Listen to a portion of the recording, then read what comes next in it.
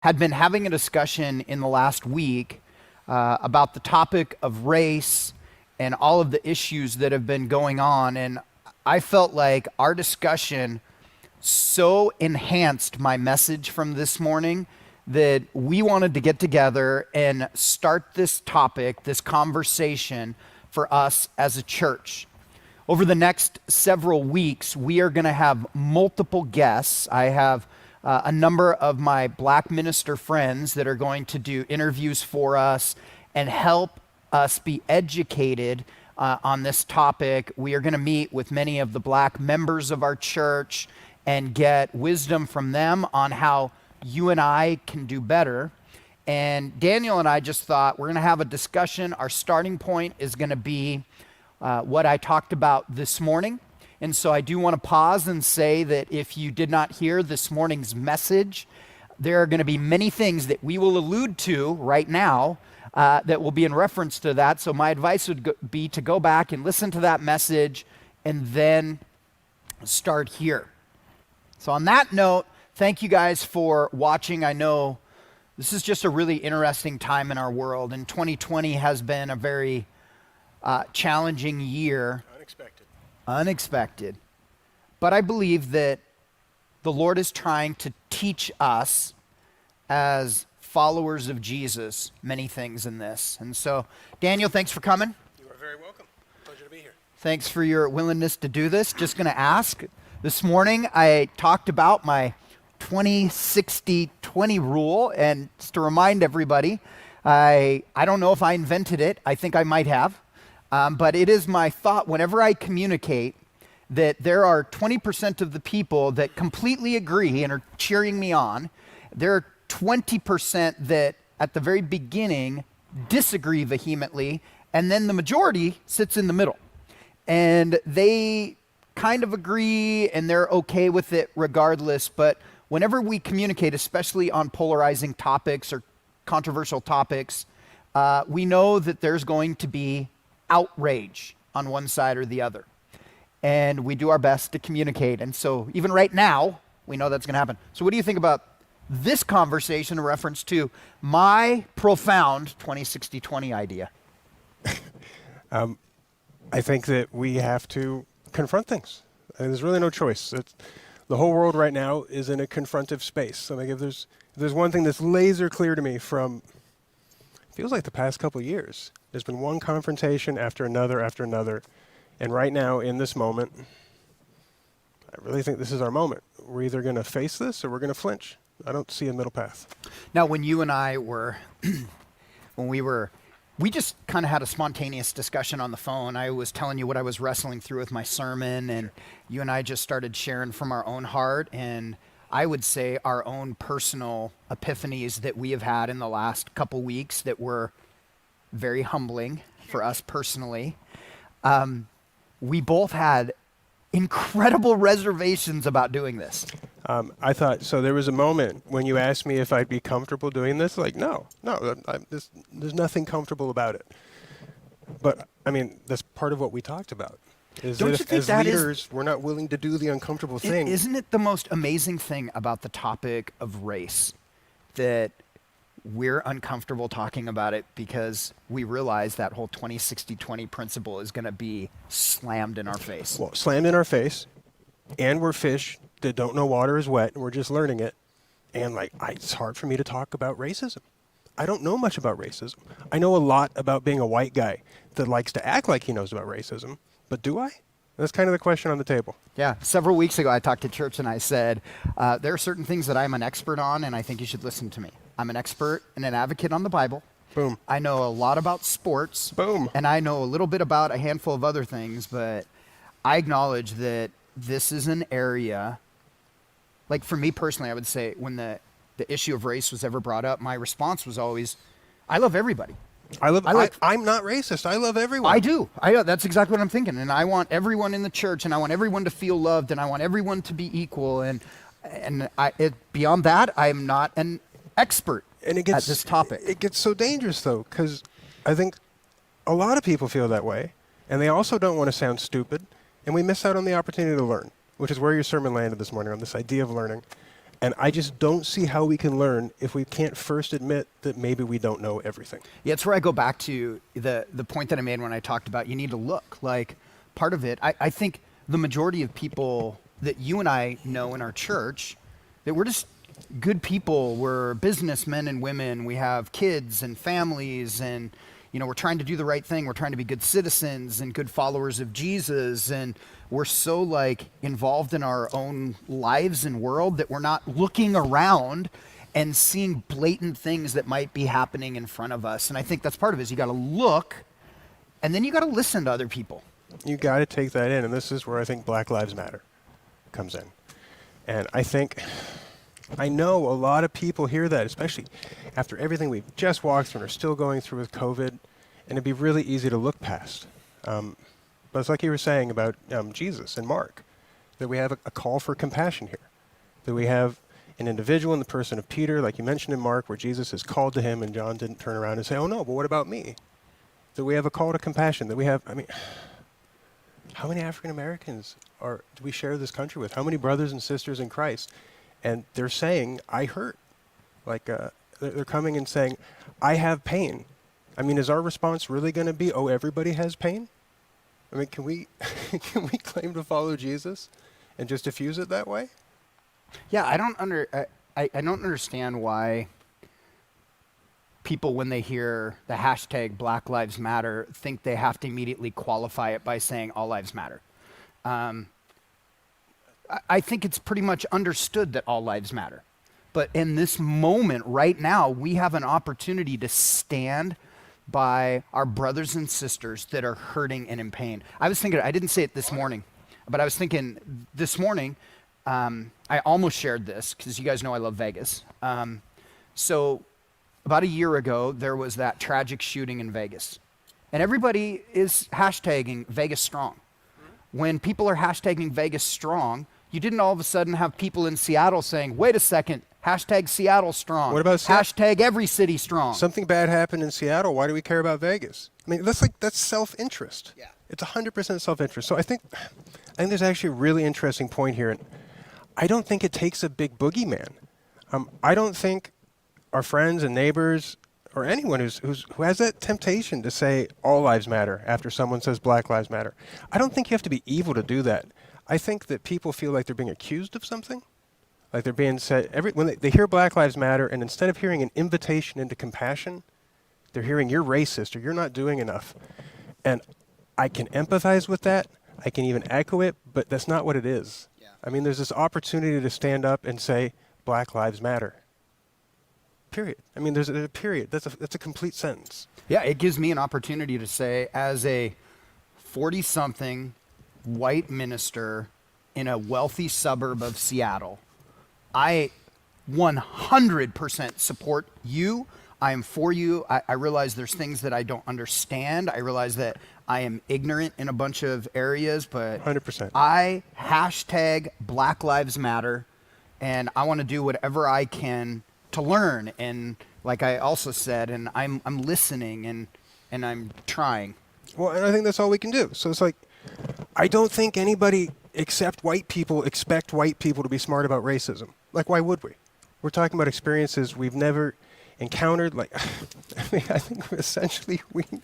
think we need a safe place to ask stupid questions about racism. That is really good. Say it again. Say it again. That was too good.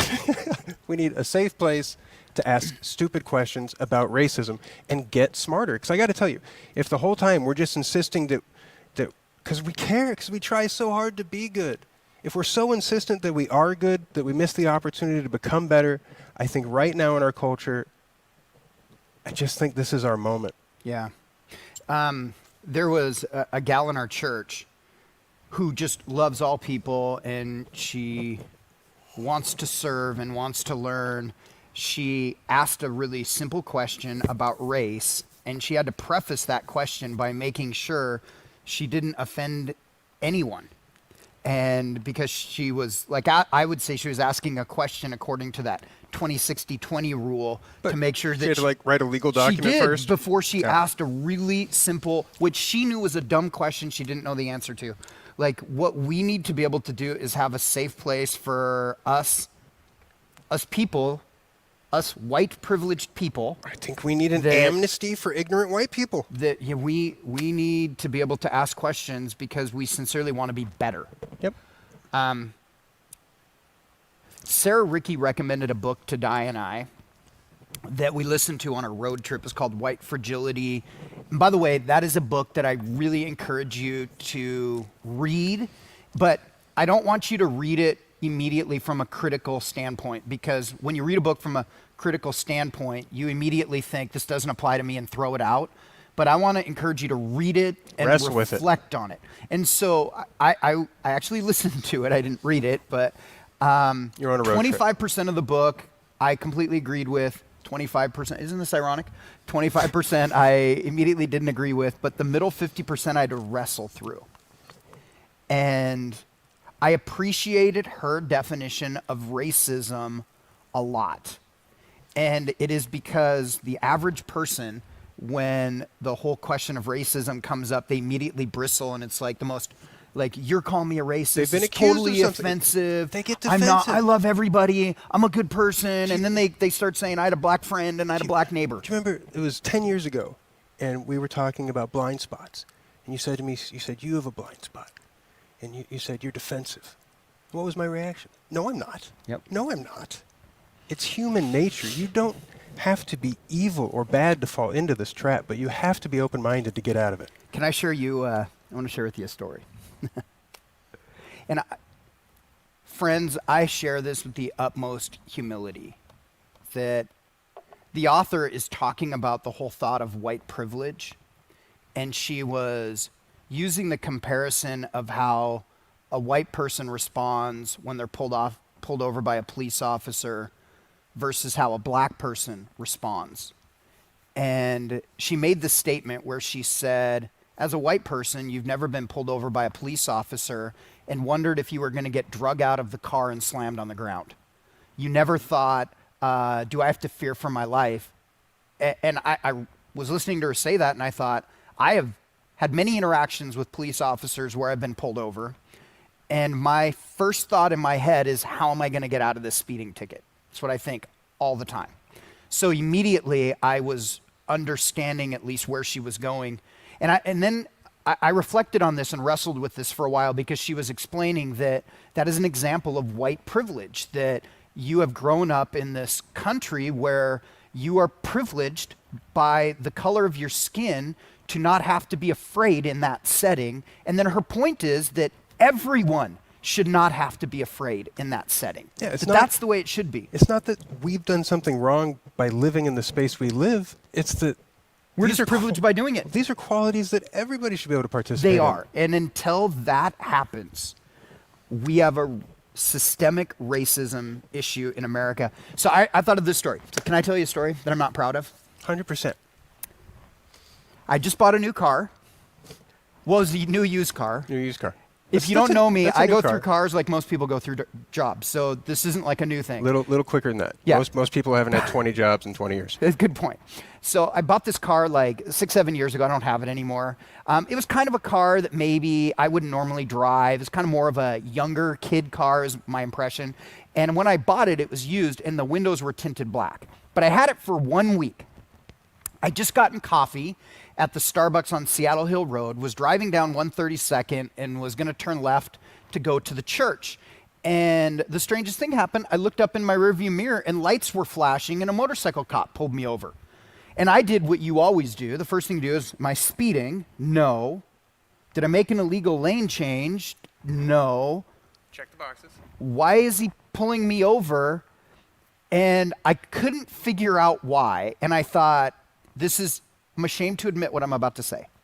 I thought, he thinks I'm someone else. So he pulls me over, walks over, knocks on my window. I roll the window down. At that moment, I'm assuming he's going to see me and let me go. Instead, I asked, officer, why did you pull me over? And I wasn't speeding. And he said, your window tint was too dark. And I was like, that's a thing? And then I explained, oh, I just bought this car a week ago. And he goes, well, I need to see your license and registration.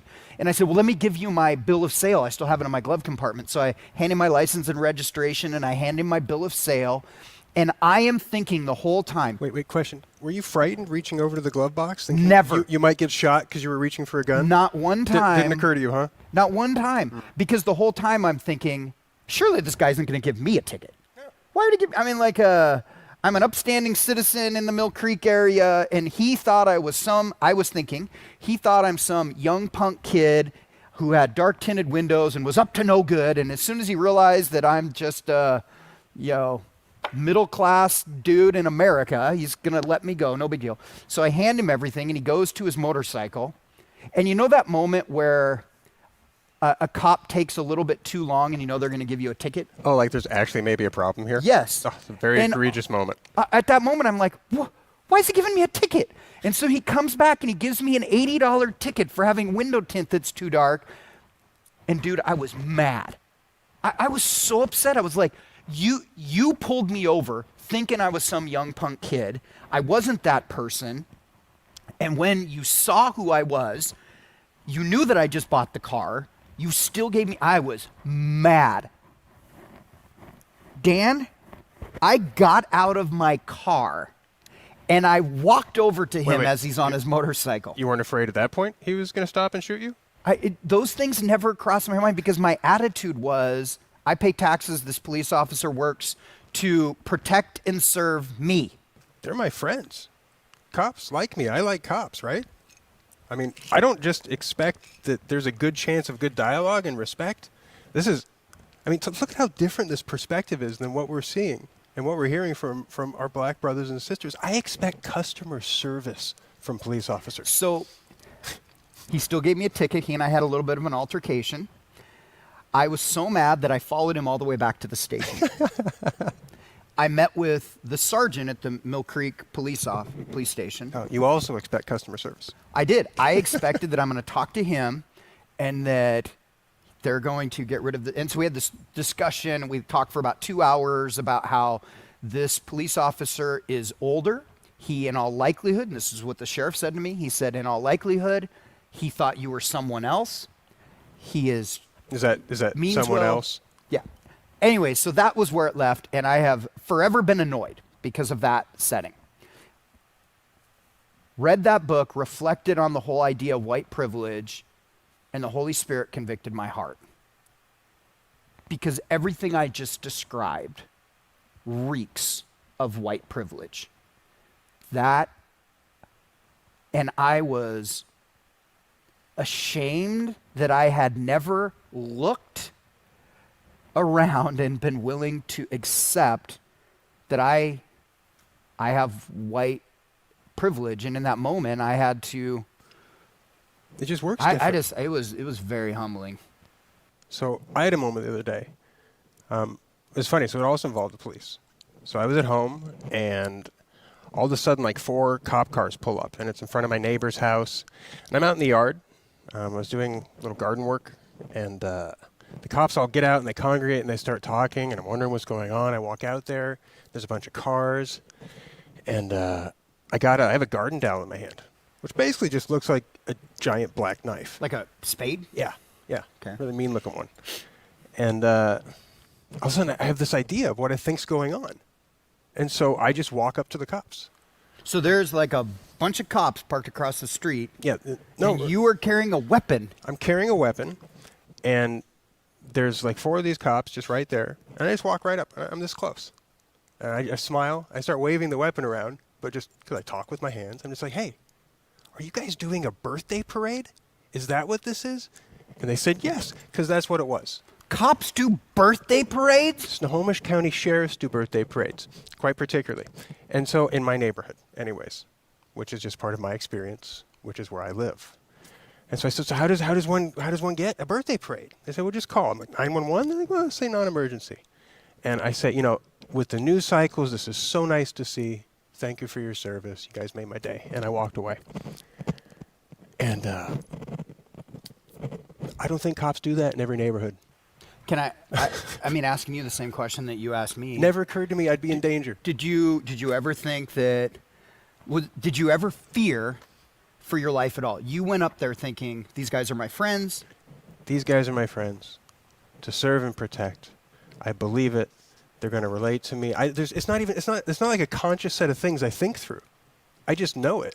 It's an expectation I have that I will be treated with a certain level of dignity and respect and service. So it never crossed your mind when a group of cops pulled up across the street that you should put the spade down and put your hands out in front of you very carefully? No. I walked up, I gestured with the spade, I smiled, and I talked on the presumption of friendship, and it's never been refuted. And I have 1,000 stories across a life that has not always been that well lived to support that. And I would say, church, that every person has the right to feel that safe in those settings. 100%. Every person. Yet there are groups of people that in those settings, like in the setting of getting pulled over with window tint, would have put their hands on top of the steering wheel, rolled down the window, said yes sir and yes ma'am, because they don't know what's going to happen to the police officer. And it would have been crazy not to. I mean, so it's like you're saying with look, listen, and learn. And so we look and we see all this stuff. But we have to listen. I mean, we have millions of people calling our attention and saying it works different. If our response is, yeah, no, it's hard for everybody. I mean, how can that function? Like, I mean, if any of us literally are going to disregard what an entire people group has to say on the basis of the fact that they're the ones that say it, that is racism. And I think what we need to be willing to do is accept that we have opportunities that are just given, assumptions. Yep. We believe things like, you know what, if I'm willing to work really, really, really hard, I can get into the right school and I can get the right job no matter where I was born, that I can make something great if I'm willing to work hard with my life. Yep. But there are groups of people that don't grow up believing the same thing. And it isn't necessarily the same thing. The assumption that because it works that way for me, it works that way for you or the next person, it may not be intentional. And it doesn't have to be malignant, but at the least it's ignorance. So what would you say, like you and I were having this conversation, what would you say to the people in our church that they mean well, they want to help, they want to love people, they want to do the right thing, they want to love their neighbor as their self? What would you encourage them with? You know, I think the initial reaction is to say, you know, it's we hear all this stuff, and it's really easy to say, well, I'm not racist. Right after this season we've been in with all of this drama, and it's like, oh, and now this huge thing's happening. I didn't want a huge thing to happen. I looked at it initially and just like, I'm not racist. I don't want to deal with drama. But that response to say, I'm not racist and stop there is not to open one's mind to the thought there might be something to deal with. I was given a real gift in that a friend of mine, Melissa, she serves in our Celebrate Recovery ministry. She put a post online about her husband. Her husband is 6'4", black male, gets stopped by the police all the time. And she just shared her heart, and something in me just moved. I think we have to be willing to move. I think we have to be willing to ask questions and not just say, I'm not racist, but ask myself, am I racist? Have I done things like this? Have I bought into a system without meaning to? Do I have an unintentional participation in something that I would actually dislike if I was honest with myself? Am I willing to woke up? I think the key as followers of Jesus is we have to live in a perpetual state of humility that says 100%. we are not finished products, that there's in all likelihood areas of our life that we are blind to, that we need to look around, listen, and be willing to learn. And learn doesn't mean just learn. It means behavior change. And I was thinking this, and our church is full of people that are academics, right?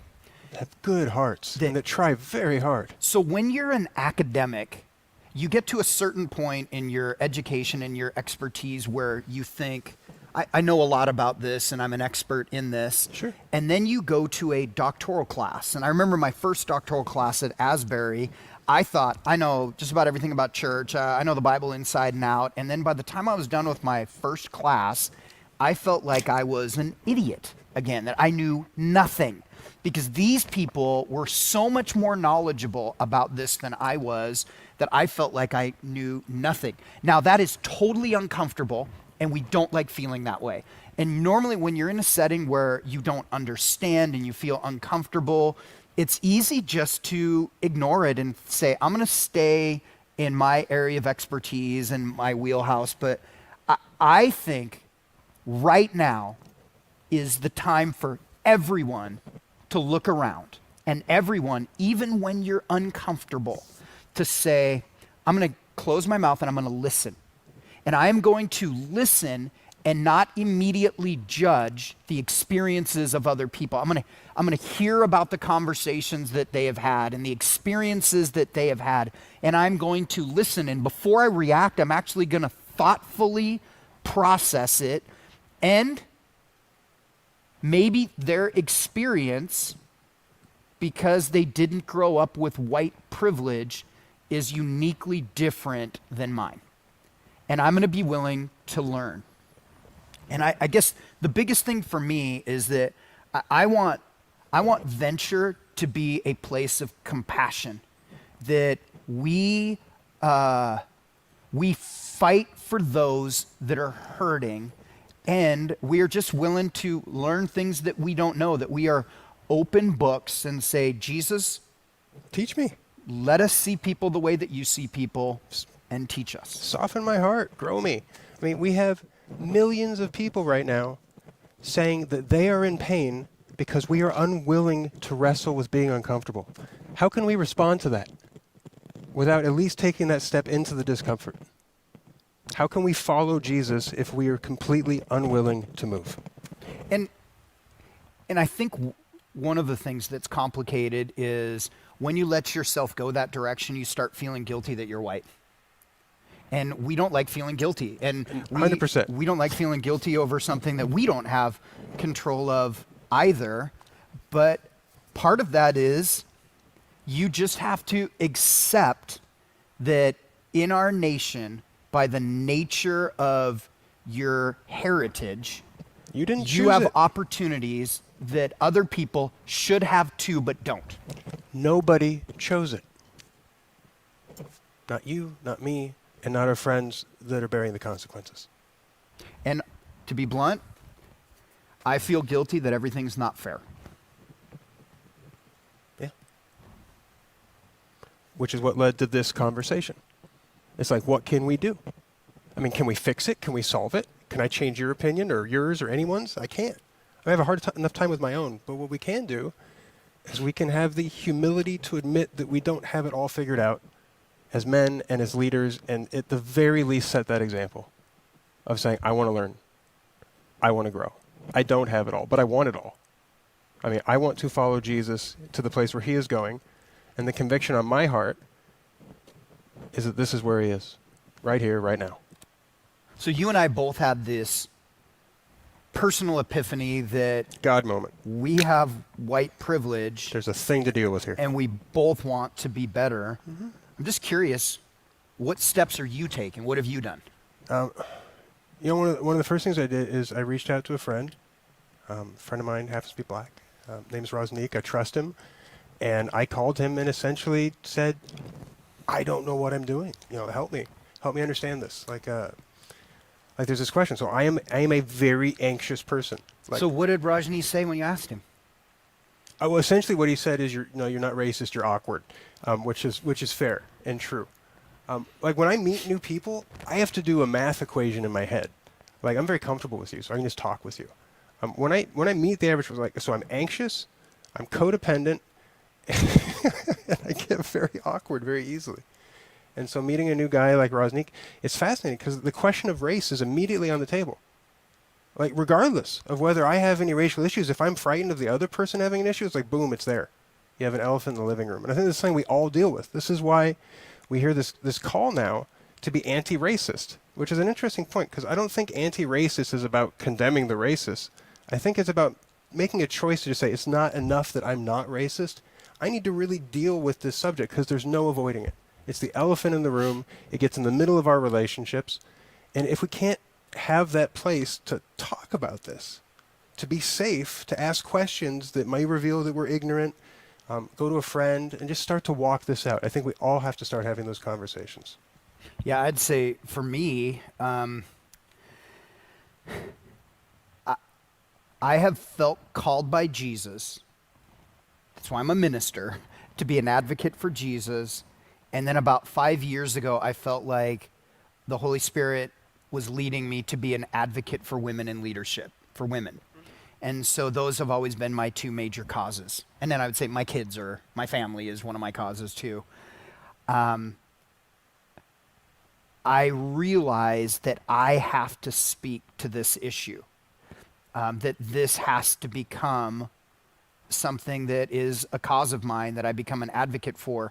Now, here's where my problem is I admit I am so ignorant to this issue that I've always said, I love everybody. I'm going to let other people deal with this, and I'll just cheer them on and support them and do whatever I can. But I've realized that because of the nature of my role, I have to speak directly to this. And what's uncomfortable for me is that I know so little about this. And so for me, this is just like a crash course doctoral degree on issues of racism and enough. What's happened to black people over the generations. That's enough. And maybe I'm wrong, and someone correct me if I am, but that we can show up and say, I don't know it, I don't have it figured out. I think that's what it takes. I got to tell you, for the white people to show up and say, hey, no, we understand this, we've got it figured, I think that's a large part of the problem. Well, and that's human nature, because what do? Whenever we hear of a problem that somebody has, we want to empathize with them. And we want to say, oh, I understand where you're coming from. I don't understand it. Driving on Route 66 as the world is in utter chaos over this issue, I don't understand. But my heart breaks and hurts, and I want to do something. And I'm afraid to do something because I'm afraid to say the wrong thing, and I don't know a lot. And so I'd say, I think for me, the look, listen, learn. So when I preached that sermon, I was really preaching that to me. That I want to do better, and I want to learn, and I want to know. And so if you want to help educate me, please do.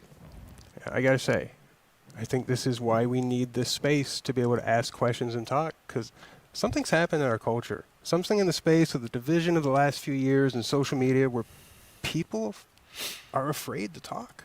Yeah, people are afraid to ask questions, but we can't learn if we don't communicate. You need to be able to ask questions in a safe place by not being judged for the questions that you ask, as long as you're asking sincere questions. And you made a statement to me, and you said it even earlier in this, that you said, I need a safe place to ask a dumb question. And I think there's so much truth to that we've got to be able to. The only way we're going to learn is if we can ask the dumb questions. I got dumb parts that need to be dealt with. And unfortunately, they're dumb. But hopefully, they eventually won't be. In the space where we bring that stuff into the light and invite our friends, our brothers, learning, and God into it, we will find healing, restoration, and growth. So when Jesus says, love your neighbor as yourself, that is one of the two commandments that comes with a promise. The first one, none of us debate what it means. Love the Lord your God with all your heart, soul, mind, and strength. But that love your neighbor as yourself, I think that's the one that we constantly struggle with. We struggle with it because it gets politicized. We struggle with it for many different reasons, but to us to conform to the image of Jesus, to be transformed by the renewing of our lives, the renewing of our minds, we have to look. Church, this is not the time for you to hide in your homes and hide in your own world. You have to look around and notice the hurt that is taking place. And you have to let that hurt penetrate you. You got to feel it. Like, this is not the time for good people to be silent. We will be known by our response to this issue. And then listen. As will Jesus. Accept that not only are you looking around, that you're letting this hurt, but that you might be privileged and you might be ignorant to everything that's going on. And it's not because you're a bad person, Nope. but you cannot go into this thinking, I'm an expert, and just listen to people. And then be willing to just learn. I do want to encourage you to pick up that book, White Fragility. It's an excellent book. It's a tough book, but I think it's a really good starting point. Over the next week or so, we are going to start some groups where we can better educate ourselves on this topic. And I want to encourage you from the very beginning to not think, oh, this doesn't apply to me, I'm fine. This is not your time to be silent. This is your time to say, maybe there's something that I am not seeing in myself. In addition to that, we are going to have many interviews that we will do where I just want you to not skeptically view something, but open your heart and listen. I'll go further. If you see it come up on your feed and your temptation is to scroll past it, or I don't want to deal with that, or I don't want to deal with the pressure, I am begging you, do yourself the favor of stopping, asking God to soften your heart, and then give it a chance. Yeah, let's be better. Let's commit to leaving the world better for our kids. Venture, we love you. It is our joy and privilege to be pastors. This is just a unique time in our nation, and now is the time for the church to wake up and not be silent, and that is my challenge for you.